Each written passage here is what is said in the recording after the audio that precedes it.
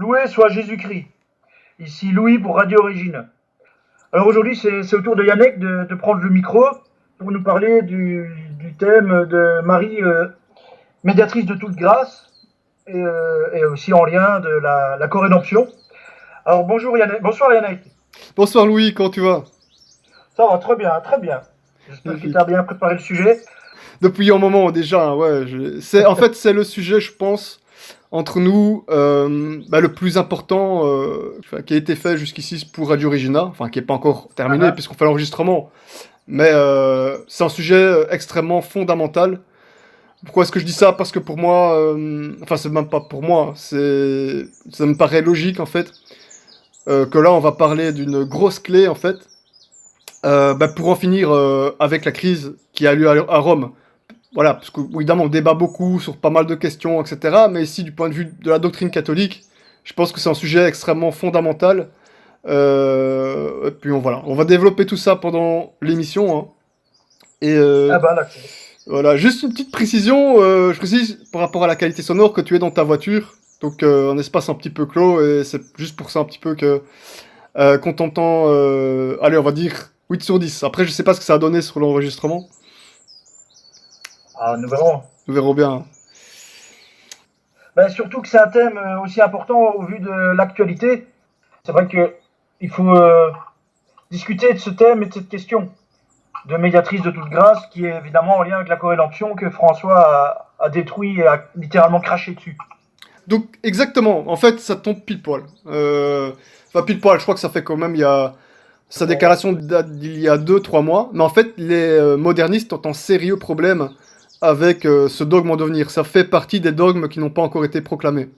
On va voir ça tout de suite. Très très important sujet, hein. Pour nous aider, avec l'aide de Dieu, à la sortie de Vatican II, hein. C'est le but, hein. Voilà, faut en finir avec toute cette imposture.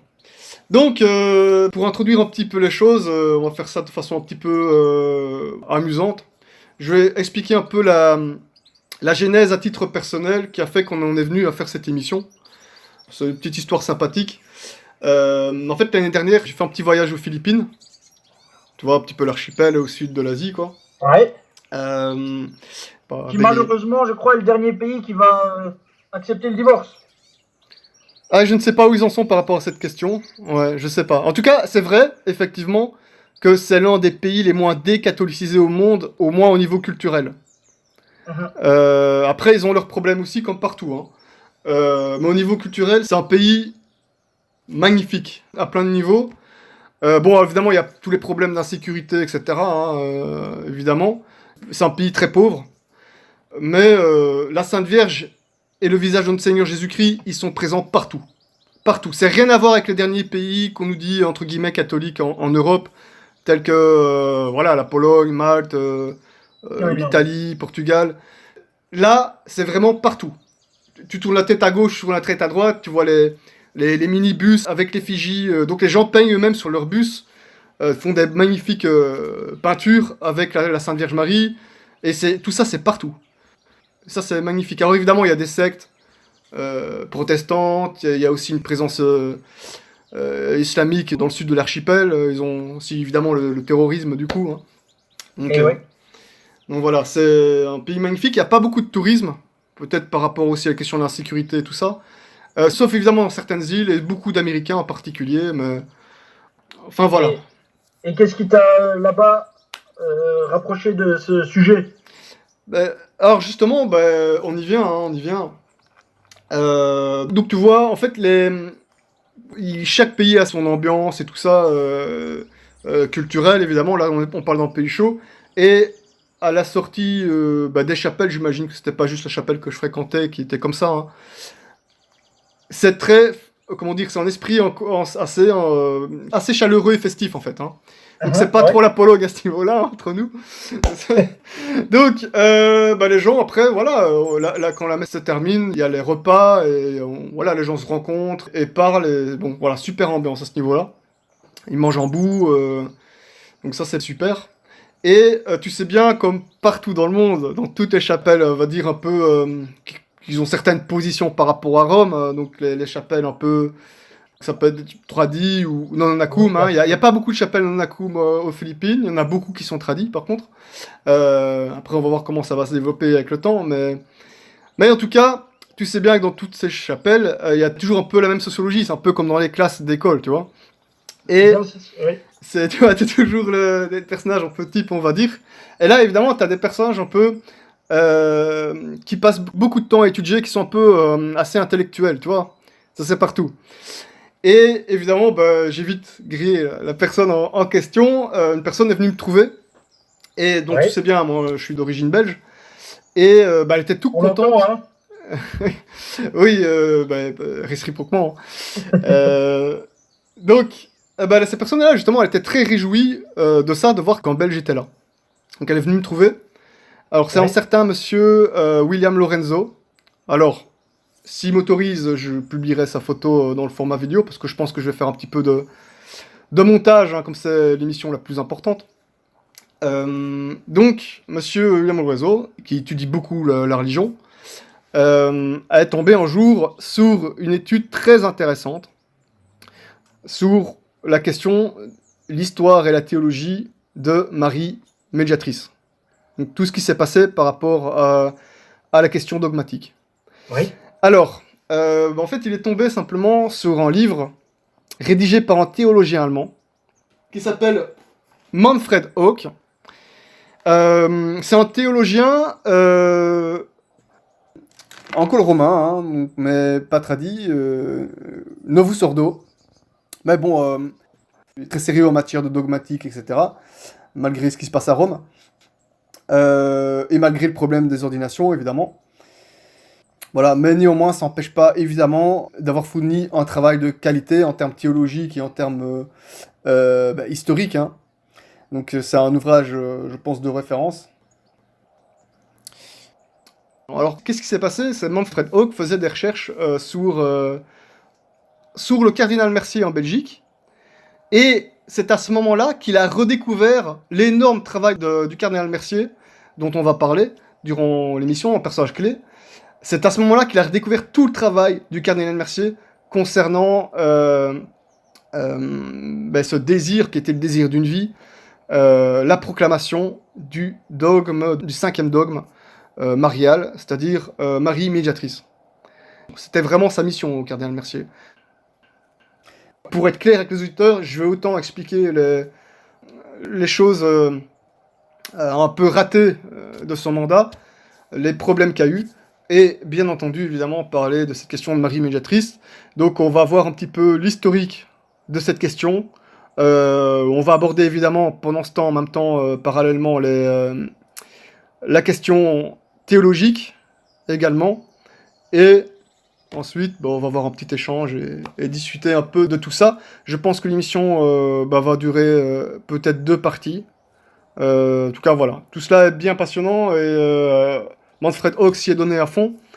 Et donc, du coup, voilà, la personne, ce monsieur William Lorenzo, aux Philippines, m'a passé pas mal de documents qui traitent de la question. Et ce qui est très intéressant, en plus de ça, c'est... il m'a passé un document, justement, qui a aussi été rédigé par Manfred Hauck, qui concerne le lien entre la Belgique, parce qu'on va beaucoup parler de la Belgique, et c'est la raison pour laquelle on a fait des émissions, on a préparé le terrain avec Théodon la dernière fois. Manfred Hauck va mettre en évidence un lien entre la Belgique et les Philippines par rapport à la question de Marie médiatrice. Pourquoi? Parce que les Philippins, c'est un peuple très marial, parce que la Sainte Vierge Marie était d'une façon ou d'une autre très présente aux Philippines. Je parle pas tant en termes d'apparition que sur plein niveau, culturel, etc. Les Philippins ont une foi très mariale et sont certainement, je pense, un peuple extrêmement insistant et désireux de la proclamation de ce 5e dogme. C'est un dogme auquel ils tiennent beaucoup. C'est Marie médiatrice. En tout cas, si beaucoup de gens ont oublié ce dogme, aux Philippines, ils ne l'oublient pas. Et on va voir pourquoi. À mon avis, ce sera plus pour la seconde partie. On va revenir un peu sur la question des Philippines. Voilà, de façon tout à fait... voilà, on va soulever un problème de façon évidemment tout à fait honnête et catholique par rapport à toutes ces questions, y compris par rapport aux Philippines. Bon, voilà. Les gens, il y a peut-être des gens qui me comprennent déjà, Et bon, sinon, bon, on mettra tout ça en évidence dans la seconde partie. Enfin voilà, la petite introduction. Donc, moi j'ai Il y a promis. de la matière. Comment? Il y a de la matière à Il y a, traiter. effectivement, il y avait beaucoup de matière à traiter, parce que voilà, j'ai dû aussi me prendre des petits contacts à Louvain, faire aussi ma petite enquête de mon côté. Donc, ouais, il y avait pas mal de travail aussi de mon côté. Et je crois que c'est le plus long travail que j'ai fait pour une émission, parce que d'habitude ça va très vite, parce que en général c'est des sujets que je maîtrise, etc. Donc voilà. Après, je préfère quand même prévenir, parce qu'il y a certainement des gens qui connaissent déjà un peu le sujet, en tout cas au niveau théologique. Bon, il y aura peut-être des déceptions dans le sens où je ne vais pas tout aborder, parce que sinon on a pour 10 heures, 24 heures. Ça c'est comme d'habitude. On met les bases, c'est un sujet introductif, et après, les gens font ce qu'ils veulent, ils peuvent approfondir. Hein. Ça c'est comme toujours dans Radio Regina. Le terrain préparé, on va parler de Marie Médiatrice avec une aventure qui touche énormément donc à la Belgique. Hein. Donc, c'est parti. Donc, Manfred Hawk, en étudiant le grand cardinal, comme on l'appelait en Belgique, je vais évidemment expliquer qui était le cardinal Mercier. Comme j'ai dit, comme je viens de dire, il a redécouvert un peu tout ce travail sur Marie Médiatrice. Donc, ça a donné. C'était une grosse aventure théologique pour lui. Il a commencé à enquêter sur toutes les informations qui étaient liées à l'époque, la piété populaire du moment, le temps de guerre et le temps de paix, hein, puisqu'il y a eu la Première Guerre mondiale à ce moment-là, la diplomatie papale, les relations internationales et leur impact sur le terrain, toutes les énormes discussions théologiques qu'il y a eu sur le sujet, le contenu des procès-verbaux, voilà, ceux qui ont été rendus publics ou privés. C'est une très très grosse enquête. Hein. Et pour préciser les choses, même Manfred Hawk est allé aux Philippines. Donc il a pu voir justement ce désir de Marie Médiatrice. Hein. Et on a perdu l'animateur. Allô?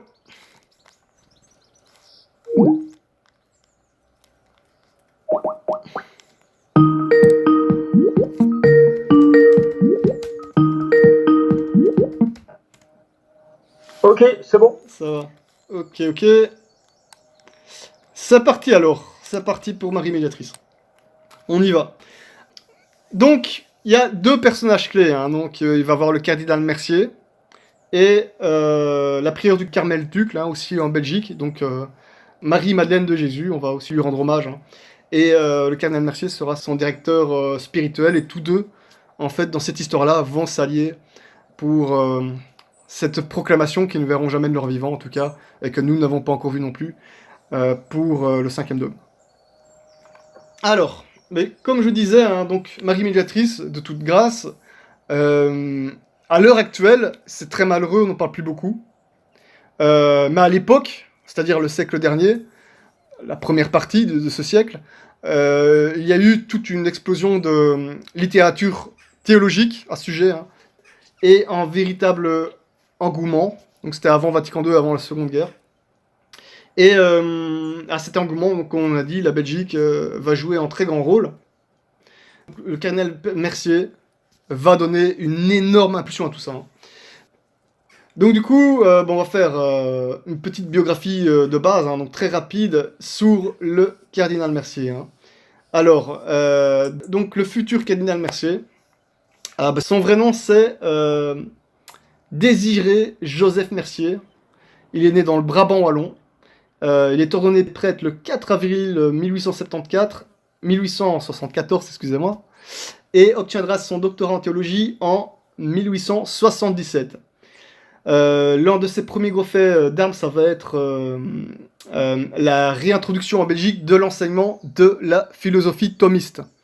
Donc avec l'appui de Léon XIII. Alors, petite précision, le cardinal Mercier va redécouvrir saint Thomas par lui-même, parce que, de son côté, déjà à l'époque, il va être très déçu de l'enseignement philosophique de son séminaire. Alors, du coup, il va beaucoup travailler sur saint Thomas, et il va, justement, devenir professeur de l'université catholique de Louvain. Hein, donc, on a parlé de cette université dans les émissions sur la Belgique. Donc, il sera nommé à ce moment-là en 1889. Hein. Et ça va devenir une figure incontournable du néo-thomisme. voilà, de cette nouvelle vague de thomisme. Ouais. Alors, il va être nommé archevêque de Malines, la ville de Malines, donc le 21 février 1906, et sera consacré le 25 mars de la même année. Il sera créé cardinal en 1907 avec le titre de cardinal-prêtre de Saint-Pierre-aux-Liens. Alors, c'est pas juste un personnage incontournable par rapport aux questions qu'on va évoquer, mais c'est aussi un personnage incontournable dans l'histoire belge. Le gros problème qu'on va avoir avec le cardinal Mercier, le plus gros problème, et ça va être très important pour la suite, et c'est pour ça que j'ai posé un peu les bases en évoquant la problématique. Le souci, c'est que le zèle qu'il aura pour Marie Médiatrice, il n'aura pas tout à fait le même niveau de zèle par rapport au modernisme. Le cardinal Mercier va être extrêmement laxiste. Extrêmement laxiste. Donc il va même faire des faux pas. Alors, je vais encore rappeler que c'est pas pour autant que ça fait de lui un moderniste. Parce qu'évidemment, il y a des gens qui vont l'accuser de ça. Parce que, au contraire, déjà, lui-même est thomiste. Il va évidemment soutenir Pachendi. Il va même s'attaquer à certains modernistes comme Tyrrell. Alors qu'à Rome, Tyrrell lui-même n'avait pas été condamné. Il va s'en prendre à la théorie de l'évolution. Voilà, donc évidemment, on va l'accuser de moderniste par rapport à son laxisme, à ses amitiés, à certaines initiatives qu'il a prises et qui sont nuisibles, que l'histoire lui donnera tort. On va pas se mentir. Il va faire plein d'erreurs.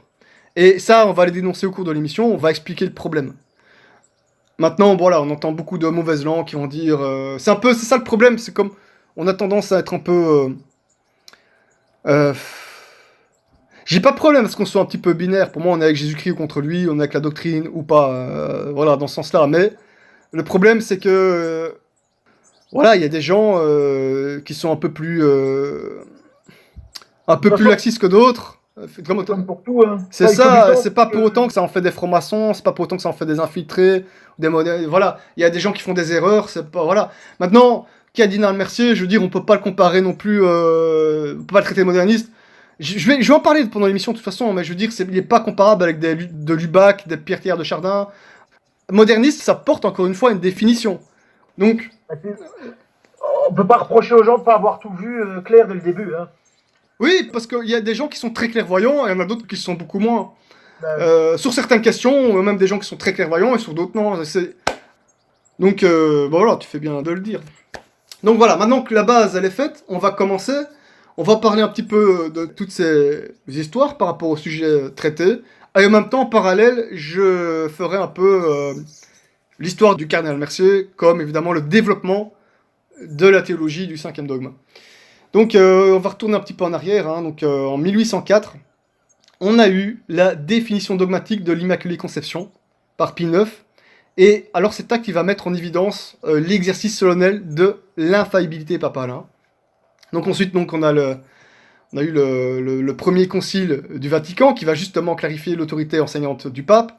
Et ensuite, il y a des voix qui vont souhaiter de nouvelles définitions dogmatiques, et évidemment, notamment dans le domaine de la mariologie. Et il va notamment donc être question du dogme de l'Assomption. Donc pour cela, qu'est-ce qui va se passer? Il va y avoir de nombreuses pétitions à Rome pour que soit solennellement et officiellement défini le dogme de l'Assomption. Et donc on va avoir de 1854, c'est-à-dire de la date de la définition dogmatique de l'Immaculée Conception, jusqu'en 1945, 8 millions de fidèles qui vont écrire en ce sens. Et on va avoir des pétitions, il y a une grosse mobilisation des évêques, des dizaines de milliers de prêtres, des religieuses, qui vont incessamment faire ces demandes. Et à un moment donné, le pape Pie XII il va bien se rendre compte que l'Église y croit, sans que le dogme soit encore défini, avec toutes les caractéristiques que cela comprend. Et il va demander aux évêques du monde entier de se prononcer. 90% des évêques vont y être favorables, 10% des autres vont s'interroger sur l'opportunité d'une telle déclaration.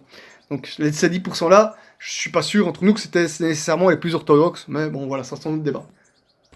Et du coup, pour finir, en 1950, l'année 1950, l'Assomption sera définie comme un dogme de foi par Pie XII. Cependant, dans l'Église, bon, tous les dogmes n'ont pas encore été proclamés, comme on l'a dit, y compris et à commencer par les dogmes Mario. On y arrive, hein, tu vois. Donc, pour l'instant, on va vite résumer les choses, on a 4 dogmes Mario. On a le dogme de la maternité divine, qui était défini en 431. On a le dogme de la virginité perpétuelle, 649. Le dogme de l'Immaculée Conception, 1854. Le dogme de l'Assomption, 1950. Et maintenant, on attend le 5e. Et c'est là que intervient le cardinal Mercier. Alors l'un de ses prédécesseurs, donc, qui est archevêque de Malines, donc le cardinal Victor Auguste Deschamps, qui va rendre la main de Dieu en 1883, lui aussi ça va être en militant de la cause. Il va beaucoup travailler et œuvrer pour cette question, mais de son côté, il va pas encore défendre la question de Marie médiatrice pour en faire un dogme. Donc il va juste développer la théologie et s'intéresser beaucoup. Là, ça va être plutôt le rôle clé du cardinal Mercier. Alors, et également, pour rappel, dans les études mariologiques qui vont être menées au XIXe siècle, à la fin du XIXe siècle, la médiation de Marie va être incluse comme un thème d'une importance fondamentale, déjà à l'époque, et l'intérêt pour cette question va beaucoup s'accroître. Alors, il va y avoir des congrès mariologiques, en particulier les congrès de portée internationale tels que celui de Fribourg en Suisse en 1902, à Rome en 1904, alors je sais pas comment on prononce ici, c'est Einsiedeln en Suisse aussi en 1906, Trèves donc en Allemagne en 1912, et il y aura aussi un important congrès régional en Bretagne en 1913, où à l'issue de 14 conférences qui vont traiter de Marie, Mère de la Grâce, sera publiée la première demande belge de définition de la médiation universelle de grâce pour la proclamation dogmatique évidemment. Alors, la première monographie à traiter ce thème, donc de Marie médiatrice, c'est un ouvrage de 450 pages qui va être très documenté, donc également donc, un rédemptoriste ici belge aussi. C'est un certain François-Xavier Gotz. C'est un ouvrage qui va être publié en 1904 qui s'intitule tout simplement « Sur la définissable médiation universelle de la Mère de Dieu ». Alors c'est en latin, le nom est en latin, mais bon, j'ai dit en français. Bon, j'ai perdu la phrase en latin, mais peu importe. Alors, je sais pas si définibilitate, c'est le seul mot que j'ai noté du latin. Je sais pas si ça veut dire définissable ou si ça veut dire définition. Voilà, j'ai utilisé Google Translation, donc je ne sais pas dire. Enfin bref, voilà, autre débat, c'est pas grave.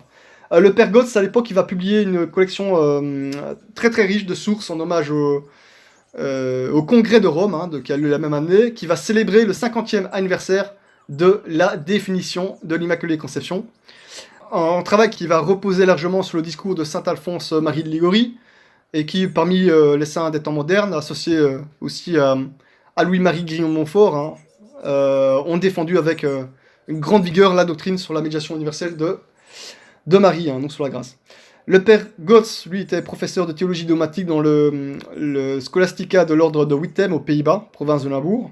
Mais bon, il était quand même belge, donc de 1865 à 1875. Et donc, du coup, si j'ai bien compris, il va être au courant des fameux travaux du cardinal Deschamps sur le sujet. Alors, le père Gotz en question, il va se lier d'amitié avec le cardinal Mercier, avec les conférences dans le séminaire Lyon XIII que le cardinal Mercier va fonder lorsqu'il était professeur à Louvain.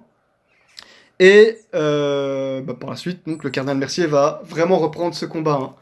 Donc, tout ce que je vais raconter là pour toute l'émission, c'est un petit historique qui va être très résumé. En fait, j'épargne tous les détails aux éditeurs, hein, évidemment, on doit faire un peu restreint, j'ai résumé. C'est du résumé de chez résumé. Hein. Donc après, le père Gotz, ça va pas être la seule impulsion pour le cardinal Mercier. Il y en a une autre qui va être beaucoup plus frappante et importante. Donc c'est là qu'on va parler maintenant de Marie-Madeleine de Jésus, qui va être la supérieure du Carmel d'Uccle, donc en Belgique.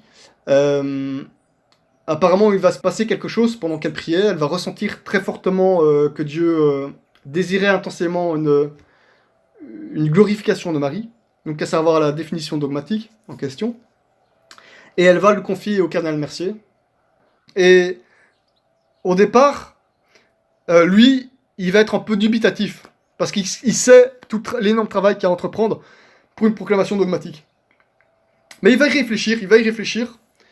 Et puis il y a aussi, comme on disait, les découvertes des travaux du père Gotz, avec lequel il va se lier d'amitié, il va approfondir sa piété mariale, et puis voilà, il y a aussi, justement celle-ci, cette piété mariale, elle va se développer avec la Première Guerre mondiale, parce qu'il va faire des vœux par rapport à la Sainte Vierge, on verra ça plus loin.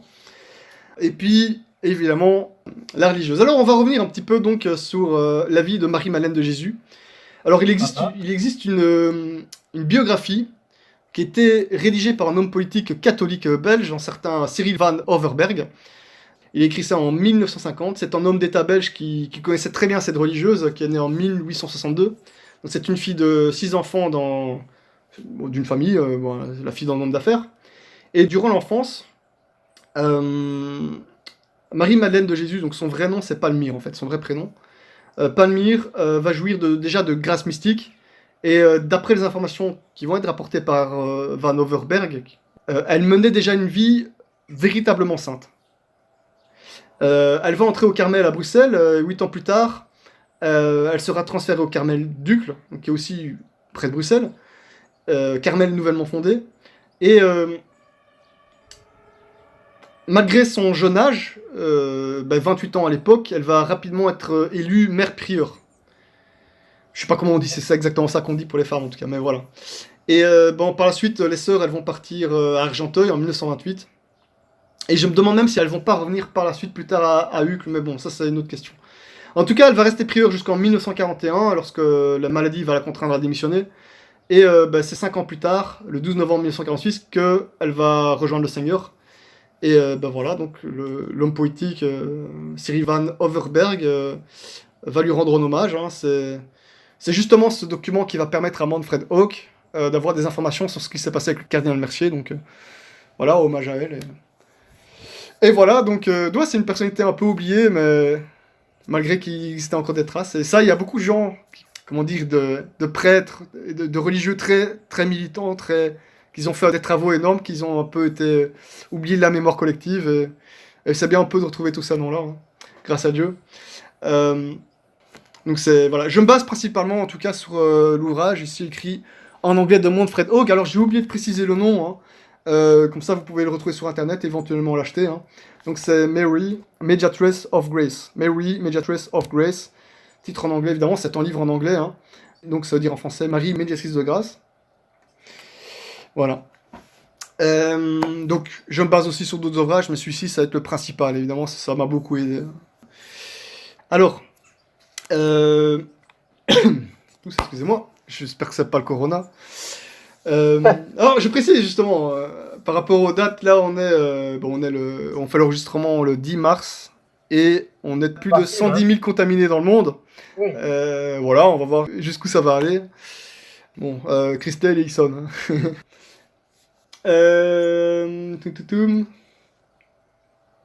Donc Van Overberg,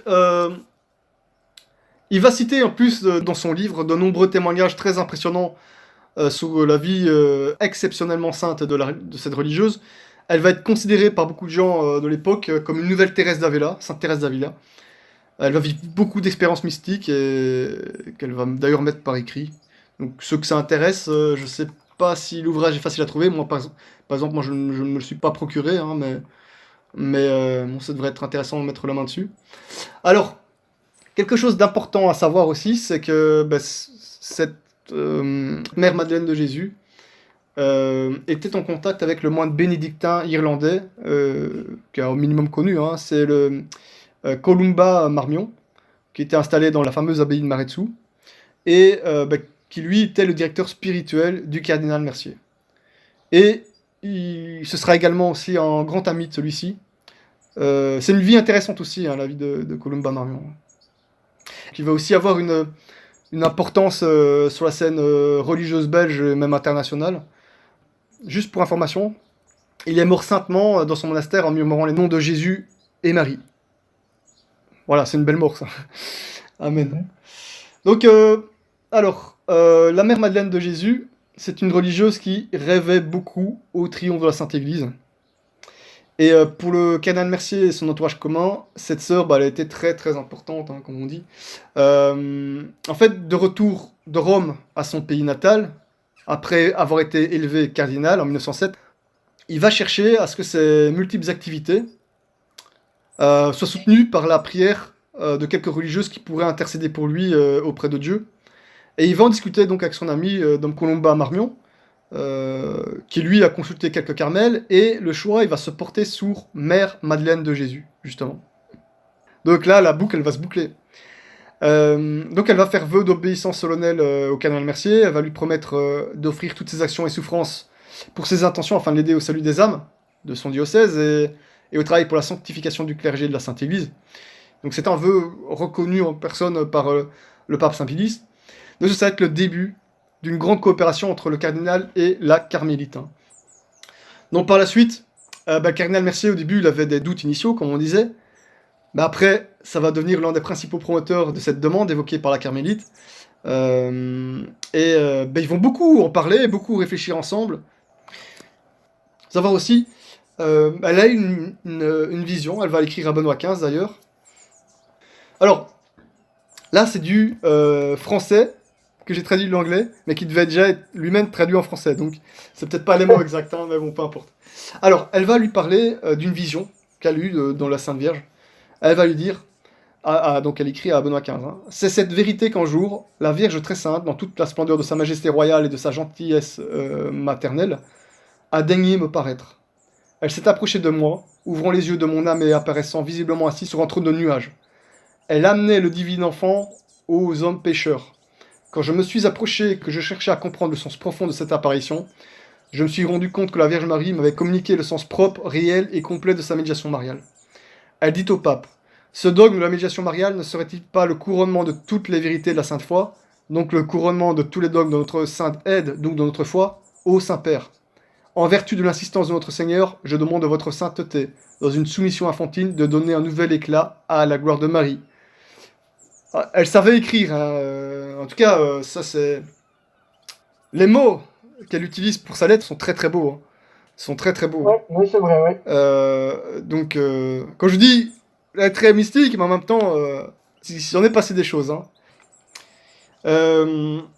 Alors, juste pour information aussi, puisqu'on parle de Mère Madeleine, après la mort du cardinal Mercier, donc on n'a pas fini de parler de lui, que tout le monde se rassure, après sa mort, Mère Madeleine, elle va continuer à travailler pour le nouveau dogme.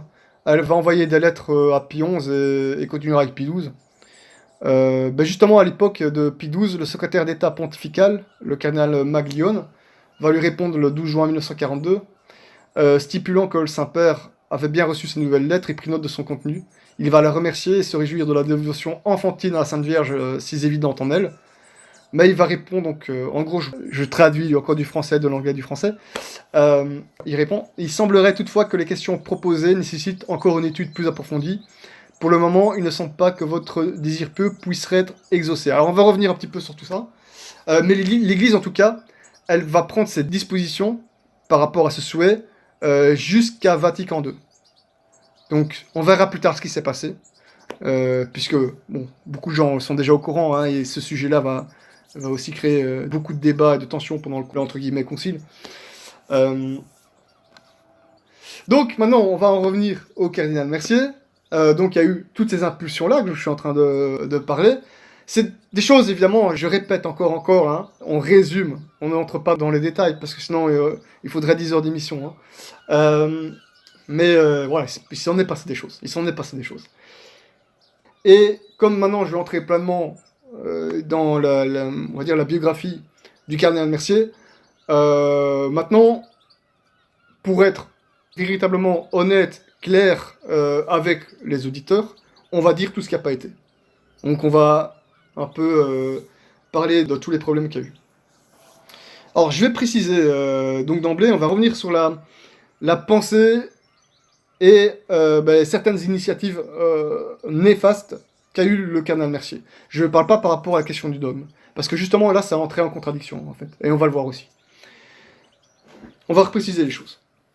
Alors, donc non seulement, bon, des gens ont eu la plume trop légère en le traitant de moderniste, moi je dirais plutôt qu'il a été non pas moderniste, mais laxiste dans le sens où, malheureusement, malgré lui, il a préparé le terrain, aux modernistes. Et d'ailleurs, le problème est tel que l'histoire, non seulement ne va pas retenir plus que ça toute son œuvre par rapport à la médiation de Marie, l'histoire, elle va le retenir pour les questions de œcuménisme et dialogue interreligieux. C'est ça qu'on va retenir. Et c'est ça que les modernistes vont même s'en revendiquer.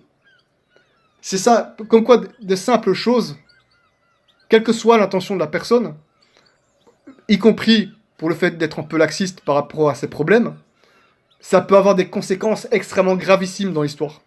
Et puis c'est surtout, voilà, dès qu'on se trompe dans un point, paf, tout ce qu'on a fait de bien tombe, quoi. Oui, aussi. C'est ça qu'il faut être prudent, quoi. Il y a aussi une personne qui parle comme quoi le cardinal serait néo-kantien. Donc, quand tu dis ça, en fait, à la limite, tu traites de moderniste, tu vois. Et je vais expliquer, en fait, non, il n'était pas néo-kantien. Il était ouvert à certains penseurs, on va dire. Mais j'irais même pas dire par rapport à Kant. On va dire... Le cardinal Mercier, avant tout, c'était un thomiste. Donc même un néo-thomiste, pour être plus clair. Et dans le néotonisme, ça va sous-entendre quoi? Ça va sous-entendre une remise en avant, non seulement donc, de la scolastique, ça va être un outil, donc évidemment, qui permet du coup de lutter contre le modernisme. C'était d'ailleurs la volonté à la base aussi du néo-thomisme. C'était un outil pour lutter contre le modernisme, et ça l'est toujours. Ça l'est toujours. Donc celui-là, c'est bien parti. Le cardinal Mercier, lui, ça va pas être tellement son obsession. Même si on peut dire qu'il était un anti-moderniste, pour les points qu'on a dit en début d'émission. Lui, dans son néo-thomisme, en même temps, parallèlement, dans son système de pensée, il va lire la science moderne, la psychologie, la méthode critique, etc., tout ce qu'on veut, en sélectionnant ce qui lui semble bon et rejetant ce qui lui semble mauvais et non acceptable par le catholicisme. Donc, voilà, moi en soi, c'est pas une position que je vais critiquer, je suis aussi un peu comme ça. Pas, voilà, il y aurait une ouverture par rapport à cette discipline d'ordre scientifique de la modernité. Jusque-là, tout va bien. Donc, c'est pas moi que ça va poser problème non plus. Mais dans ce sens-là, déjà, c'était, en tout cas, ce qui est sûr, c'est que c'était un homme de dialogue, cardinal Mercier. Ça, c'est important. Mais ça, c'est un homme de dialogue. Et c'est ainsi, à partir de toutes ces bases, qu'il va tenter de répondre au kantisme. Qu'il va dialoguer avec le kantisme. Mais c'est pas pour autant que lui, il va y adhérer. Ça, c'est une exagération. Il n'est pas kantien. Pourquoi? Parce que quand tu es thomiste, par définition, tu es hermétique à l'analyse ce qui s'appelle l'analyse transcendantale. Je ne vais pas rentrer dans les détails, mais ce que je veux dire, c'est que pour un thomiste, en catholique en fait, c'est l'objet qui va affecter le sujet et pas l'inverse. Donc tu as sans doute entendu parler de ces histoires de subjectivisme, etc., du kantisme. Voilà, c'est des choses que tu as déjà entendu parler. On peut pas lui en vouloir d'avoir voulu un peu dialoguer. En tout cas, par définition, le cardinal Mercier il appartient à l'école de la philosophie réaliste, et Kant, c'est l'école subjectiviste. Donc voilà, je ne vais pas m'étaler sur la philosophie, il faudrait une émission entière. Alors, de plus... On pas Shelby, hein. Oui, évidemment, mais c'est exactement ça. Et de surcroît, pour le cardinal, Dieu, il est connaissable. Pour un vrai catholique, Dieu, il est connaissable. Pour Kant, et toutes les autres crasses pseudo-philosophiques auxquelles vont adhérer les modernistes, Dieu, il est pensable ou envisageable. Et d'ailleurs, justement, le cardinal Mercier, il déteste Descartes aussi. Il condamnait, comme on l'a dit, le modernisme Tyrrell, le darwinisme. Voilà, dans une lettre post-pastorale en 1908, il a encore condamné le modernisme. Donc, il appartenait pas à toutes ces écoles déviantes et dégénérées. Maintenant, c'est un homme de dialogue, c'était un homme qui parlait avec les, entre guillemets, intellectuels de son époque, notamment avec Blondel. Il avait aussi ses amitiés à Louvain, dont Baudouin et tout ça. C'est un problème, c'est un grave problème. Et donc, du coup, il y avait dû laisser aller. Et donc, du coup, quand le cardinal Mercier a découvert la sapinière, il a trouvé qu'on tapait trop fort sur la table. Bien sûr, c'est triste. C'est triste. Donc, cardinal Mercier n'est ni kantien, ni moderniste. C'était en grave laxisme, et avec toutes les conséquences qu'on connaît, parce que la Belgique, ça a été aussi un foyer à modernistes, qu'ils ont aussi pesé dans le Concile Vatican II. S'il n'y avait peut-être pas eu autant de laisser-aller, peut-être que ça aurait changé un peu les choses, mais bon, on va pas refaire l'histoire, hein, mais voilà. Donc toute action ou inaction peut avoir des conséquences historiques et... Bon. Donc on va continuer aussi avec ce qui s'est passé. Par rapport au cardinal Mercier, juste une petite anecdote historique importante. Je vais encore parler des erreurs par la suite, mais bon, voilà. Je vais aussi en autre truc pour lequel il est très connu, c'est qu'il est entré sur la scène politique mondiale, internationale, après la Première Guerre. Donc après l'invasion de la Belgique par l'armée allemande, il va écrire la fameuse lettre pastorale Patriotisme et Endurance, qui va être destinée à être lue dans toutes les églises du diocèse de Malines à partir du 1er janvier 1915. Et c'est une lettre qui va faire grande impression en Belgique et également à l'étranger, un petit peu moins à l'Allemagne évidemment. Et d'ailleurs, voilà, sa position va susciter beaucoup d'étonnement chez les catholiques allemands et les exécuteurs de la diplomatie papale qui se sont attachés, eux, à la neutralité de l'Église, voilà, dans une grande anxiété. Donc, pour la petite histoire, le cardinal Mercier, en fait, c'était un militant pour l'unité de la Belgique, l'État belge, voilà. Et il va être très opposé à la division entre les Wallons et les Flamands. Et voilà, d'ailleurs, rappelons que les Allemands avaient beaucoup joué justement sur la carte division entre Flamands et Wallons. Et lui, évidemment, ça va pas lui plaire. Donc ça aussi, ça va être un problème.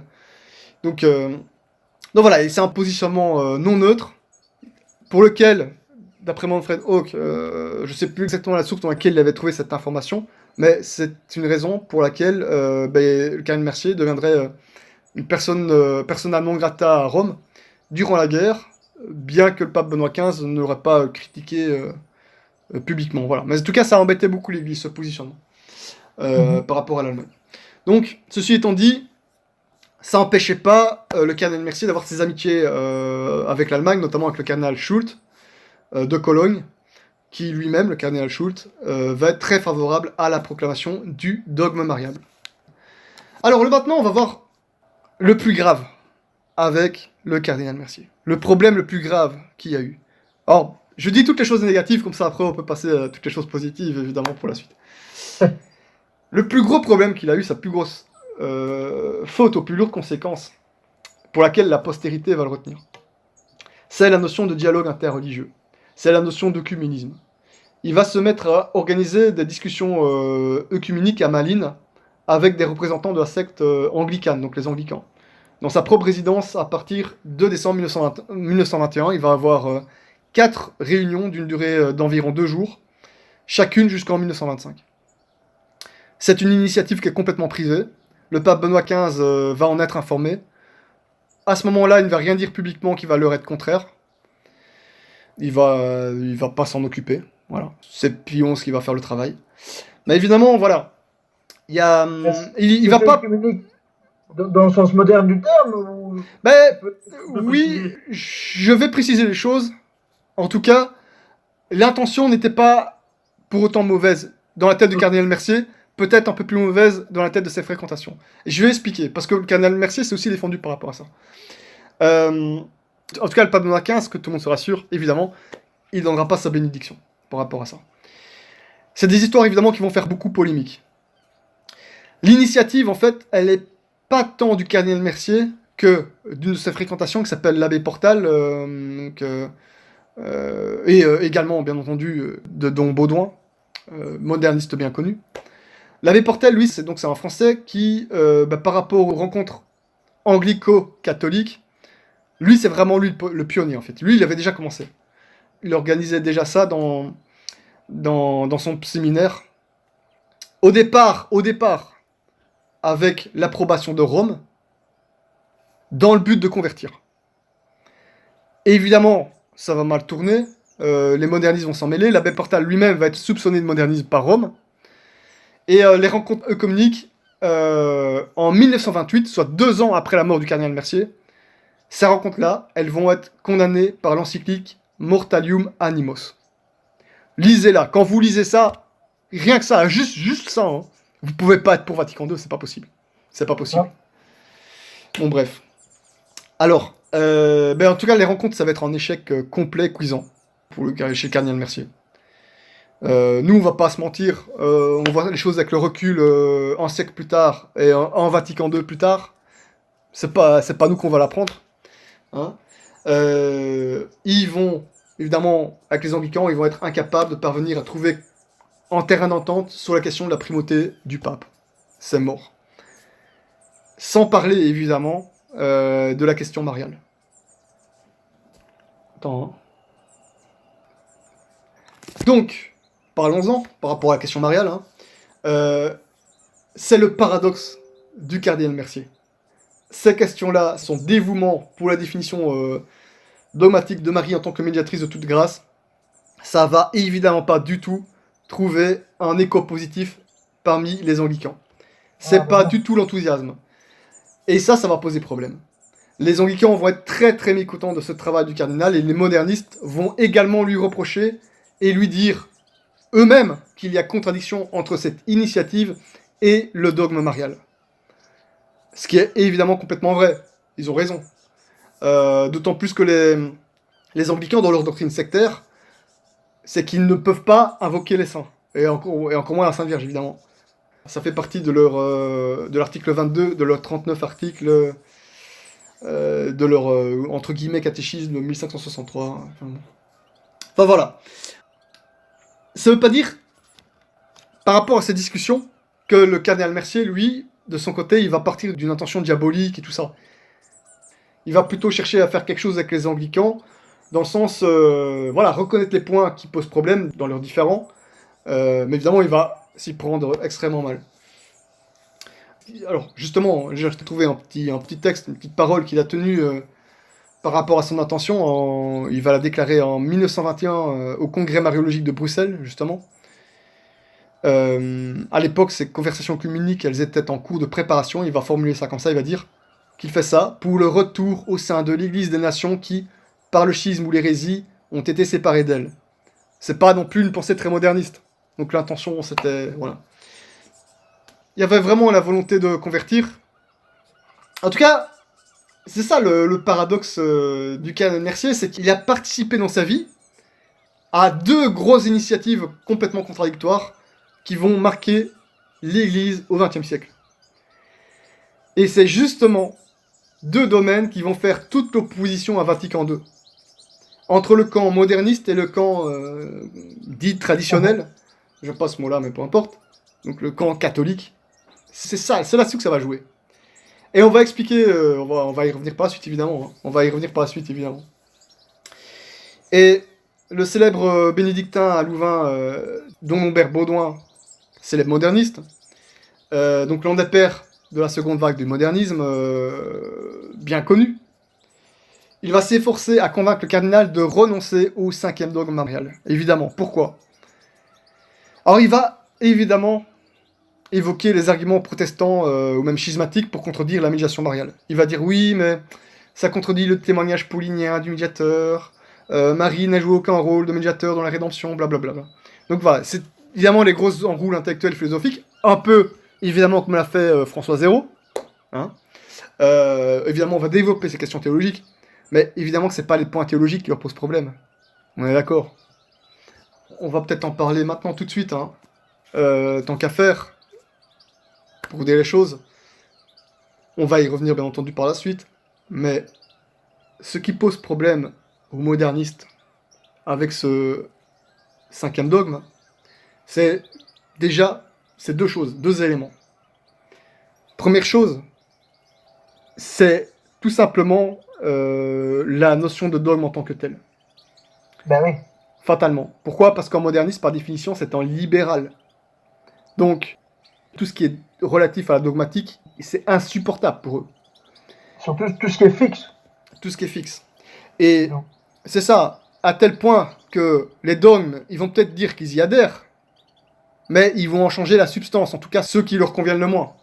Ils vont en changer la substance pour pouvoir y faire adhérer la pseudo-philosophie moderne, pour pouvoir y intégrer la pseudo-philosophie moderne.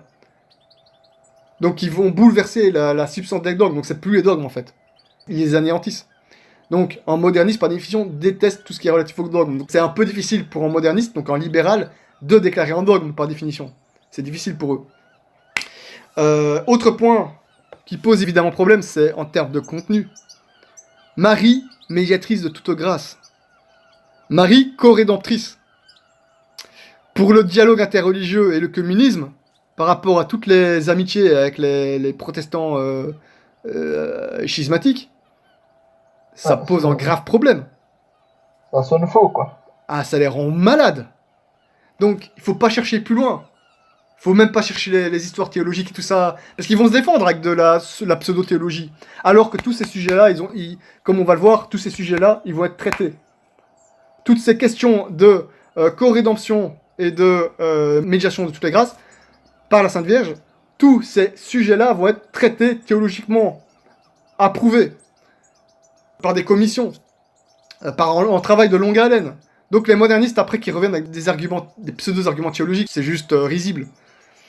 On va expliquer tout ça, évidemment, parce que là, on touche beaucoup à l'histoire, mais on va aussi aller vers les questions théologiques. Donc voilà, ces deux raisons-là font que les modernistes, ça les rend malades. C'est pour ça que François Zéro s'énerve. S'est énervé par rapport à ces questions-là. Faut pas aller chercher plus loin. Ça les rend malades. En fait, il faut bien comprendre. C'est leur talon d'Achille. Et on va prouver jusqu'à quel point c'est leur talon d'Achille. On va avancer, on va prouver jusqu'à quel point c'est leur talon d'Achille. N'oublions pas une chose. Et ça, Manfred Hawk le dit très bien aussi, justement, parce que lui, c'est quelque chose qui l'obsède aussi. Il dit, quand il y a des hérésies, on sort les dogmes. Les dogmes, les dogmes, ils sont souvent proclamés pour combattre des hérésies. Hein, oui. Et là, c'est le dogme parfait. C'est juste le dogme parfait. J'avoue, moi, avoir été surpris parce que, normalement, ils détestent. Leur philosophie leur a interdit d'affirmer, vu qu'ils sont subjectivistes. Et là, pour une fois, il a affirmé quelque chose. Il a affirmé que c'était une bêtise. Et ça, normalement, c'est contraire à sa manière de penser. Donc, c'est vrai que c'est surprenant. Ah, bah ouais. C'est intéressant. C'est intéressant. Mais, en fait, les modernistes, ils ont un très, très, très sérieux problème avec Marie. Hein. Très sérieux. Moi, je me souviens que j'ai passé des cours dans un séminaire conciliaire il y a longtemps. Je vais pas dire le cadre de pourquoi j'étais là, tout ça. C'est pas intéressant, mais peu importe. J'ai des profs modernistes. Et ils touchaient aux questions Vatican II et tout ça. Et ils traitaient les chrétiens catholiques de l'époque de mariolâtres. Mariolâtres. Tu vois, ils ont un problème avec Marie, c'est sûr. C'est logique. C'est logique. Et tant mieux, ça nous renforce. N'oubliez pas, Marie, c'est le rempart contre toutes les hérésies. C'est le rempart contre toutes les hérésies, par définition. Donc là, c'est ça. C'est pour ça que c'est une clé importante à prendre en compte dans le combat contre Vatican II et les imposteurs modernistes qu'ils occupent actuellement Rome. C'est vraiment une donnée à prendre en compte. Et c'est dommage qu'on n'en parle plus. C'est dommage qu'on n'en parle plus ou pas assez. Je vais continuer. Le Don Baudouin, là, il va nier publiquement, lors du congrès mariologique de Bruxelles en 1921, donc au cours d'une conférence sur la vénération de Marie dans la liturgie, il va nier toute coopération de Marie dans la rédemption. C'est fou. Il va exactement faire comme François Zéro. Il va trouver les petites subtilités théologiques. Il va dire n'importe quoi pour s'en sortir.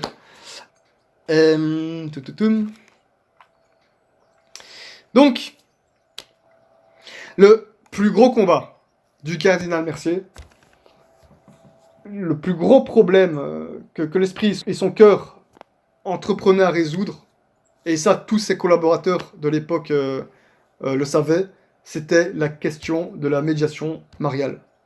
C'était le premier lieu de sa joie spirituelle. Et il le prouvera jusqu'à la mort. On va en toucher un mot aussi. Alors, le cardinal Mercier, il n'y a rien qui l'arrête, ce n'est pas les modernistes qui vont l'arrêter. Il va écrire plusieurs documents sur le sujet de la médiation universelle de Marie, pour la proclamation, donc 5 lettres pastorales très importantes. Il va dire: plus nous voulons avancer dans l'amour de Dieu et œuvrer pour la sanctification, plus nous devons prendre à cœur l'honneur dû à notre chère mère, la mère de la grâce divine. Je traduis encore de l'anglais, évidemment. Il dira: oui, le fils entendra sa mère et le père entendra son fils. Il va citer le passage d'une homélie de Saint Bernard de Clairvaux. Dieu a voulu que nous n'ayons rien qui ne passe pas entre les mains de Marie. Voilà, là on touche déjà aux aspects théologiques. Hein. Je vous ai dit, je ferai en parallèle un peu l'histoire, en même temps les théologies. Donc le cardinal va également mettre l'accent sur la coopération de Marie dans l'œuvre de la rédemption, la coopération centrée sur l'incarnation à la croix et sur le rôle qui en découle pour Marie en tant que mère de la grâce divine. Et c'est en cela qu'on entend donc parfois parler de co-rédemption. Mais il ne s'agit pas d'idolâtrie. Quand on dit co-rédemption, c'est pas Marie qui est rédemptrice. C'est juste comme coopération, comme collaboration, simplement. Le cardinal Mercier va souligner que Dieu aurait pu créer la nature du Christ à partir de rien. Néanmoins, va-t-il dire, notre Dieu a voulu que Jésus ait une mère et que cette grâce nous rend tous enfants de Dieu. Marie, de par sa maternité divine qui s'étend sur tous les membres de l'Église, Marie est mère de la grâce. Alors, comme le souligne saint Thomas d'Aquin, Marie, en tant que mère de Dieu, atteint elle aussi une dignité infinie. Donc du coup, on peut dire que cette dignité est le fondement de son immaculée conception, tout comme sa place au ciel. Une chrétienté sans Marie était évidemment inconcevable, car notre mère Marie est de facto la mère de l'Église. Donc c'est un titre que le cardinal Mercier va employer énormément. Alors, donc il va parler même de mère de l'Église, prise ici comme synonyme de mère de la race humaine et seconde Ève. Le 21 novembre 1915, donc ça va être la fête de la présentation de Marie, le cardinal Mercier va approuver les statuts de l'association des serviteurs de Marie Médiatrice, établis pour que la doctrine de la médiation de Marie, Mère de Dieu, soit bientôt définie dogmatique pour notre mère l'Église. Les membres avaient pour mission de répandre la dévotion à Marie en tant que médiatrice universelle du genre humain. Une importante association à l'époque. Ouais. Donc lors de l'initiative dans la confrérie, ils vont faire un acte d'offrande par lequel ils vont promettre d'offrir à Dieu, par l'intercession toute puissante de Marie, leur sacrifice, leur prière et leur œuvre à Dieu. L'association donc est fondée en 1913 par des séminaristes de Malines et comptera bientôt des centaines de membres. Et donc les statuts de l'association seront donc approuvés, comme on a dit, en 1915. Alors, tant qu'à faire par rapport aux questions théologiques, on va un peu préciser les choses par rapport à Marie Médiatrice et co-rédemptrice. Parce que le terme co-rédemptrice, évidemment, fait beaucoup polémique. Une chose très importante, c'est que le cardinal Mercier, donc lui-même, va parler de Marie comme co-médiatrice et co-rédemptrice. Alors, ce concept de co-rédemptrice, il faut le rappeler, il apparaît en tant que fondement de la médiation de la grâce, donc dans la théologie de la spiritualité belge, qui était très commun au XIXe siècle. C'est un terme qui a fini par occuper une place prépondérante dans le monde de la théologie, et ce, jusqu'au document officiel du Saint-Siège, y compris de la bouche de pape. Co-rédemptrice. Oui. On va le voir aussi. Donc alors on sait, et évidemment, comme on a dit, beaucoup de critiques par rapport à cette appellation, ça a suscité beaucoup de controverses, puisque le terme peut sembler équivoque, et les modernistes, évidemment, jouent là-dessus. Alors, on est tous d'accord, évidemment, que personne ne prend ce mot pour une coopération de même niveau que Jésus-Christ pour la rédemption, puisque ça voudrait dire à ce moment-là que la cause principale, la causalité principale est attribuée à la Vierge dans le même ordre que le Christ. Donc ce mot-là, il est vraiment à prendre au sens étroit, dans le sens coopération d'un ordre inférieur, subordonné et instrumental de la rédemption de Jésus-Christ. Simplement. Il va impliquer une aide simple, commandée par la cause principale. Donc voilà, c'est comme ça qu'il est défendu théologiquement.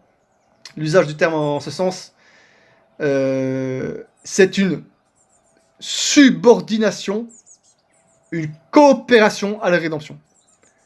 C'est comme ça qu'il est considéré théologiquement, tout simplement. C'est pas un titre qui est récent. Donc saint Albert le Grand, par exemple, va reconnaître Marie depuis longtemps, donc en tant que, alors il dit coadjutrice rédemptionnis. Et je pense que coadjutrice, ça veut dire coadjutrice de la rédemption.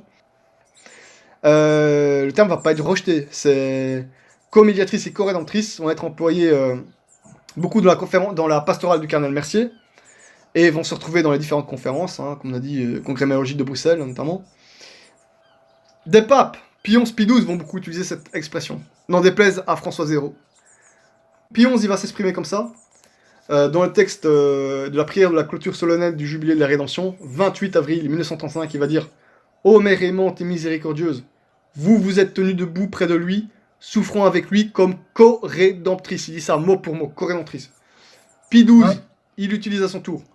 Pour avoir été associé avec le roi des martyrs dans son ineffable œuvre, je parle anglais moi, quoi. Dans son ineffable œuvre de la rédemption humaine, comme mère et comme co-rédemptrice.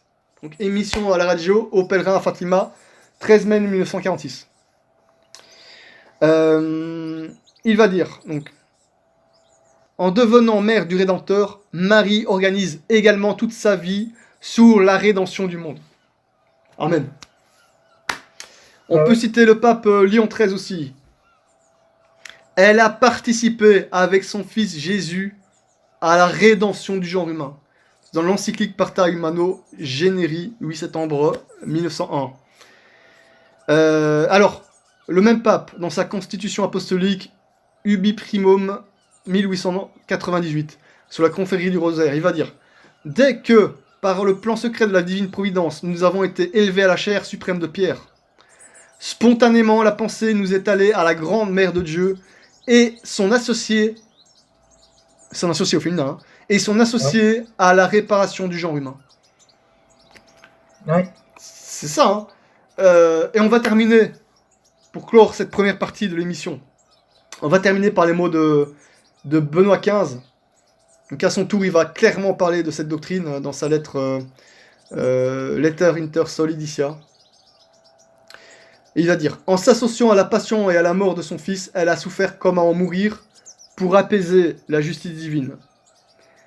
Autant qu'elle le pouvait, elle a immolé son fils d'une telle façon qu'on peut dire avec raison qu'avec lui, elle a racheté le genre humain.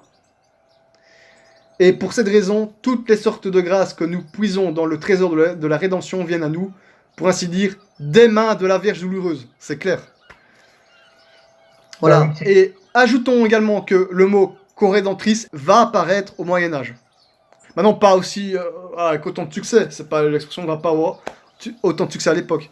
En tout cas, donc par la suite, avec tout ce qui va se passer 19e siècle, c'est une appellation qui va faire l'objet de grands débats théologiques, en particulier sous l'impulsion des commissions qu'on va voir la semaine prochaine, qui vont être chargées de travailler, de promouvoir le 5e futur dogme marial concernant la médiation de toute grâce de la très sainte Vierge Marie.